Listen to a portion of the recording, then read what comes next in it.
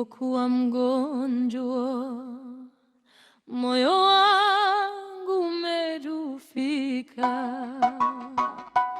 Nilidhani mwisho wangu umefika, lakini Bwana ulinishikia.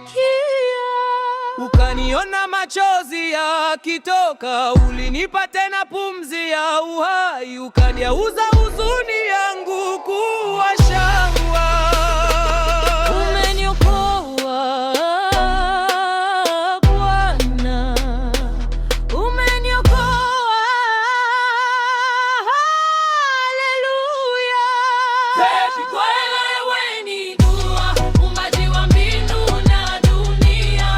Hakuna kama wewe, jina lako kuu, wewe ni Mungu wa milele. Unayenyosha mbingu kama hema, unayefanya nyota lichanue tena, unanifanya jangwa lichanue tena. Tumaini langu lipo mikononi mwako. Hamjasikia? Maana hana kifani, anawapa nguvu waliochoka, anafufua mioyo iliyovunjika. Wenye matumaini kwake watapanda kama tai, watakimbia wasichoke, watatembea wasizimie. Bwana, ni wewe peke yako, hakuna mwingine. Wewe ni Bwana unayeniinua, muumbaji wa mbingu na dunia. Hakuna kama wewe, jina lako kuu, wewe ni Mungu wa milele. Unahesabu nyota zote kwa majina, unayefanya jangwa lichanue tena. Tumaini langu lipo mikononi mwako. Maji yanatoka jangwani, miti mizuri inamea. Mkono wa Mungu unaonekana, kwamba yeye ni Bwana wa miujiza. Wenye kiu watashibishwa, wenye huzuni watafarijiwa, kwa maana Yesu yu hai, yeye ndiye chemchemi ya uzima. Yesu, wewe ni mkombozi. Yesu, wewe ni mkombozi.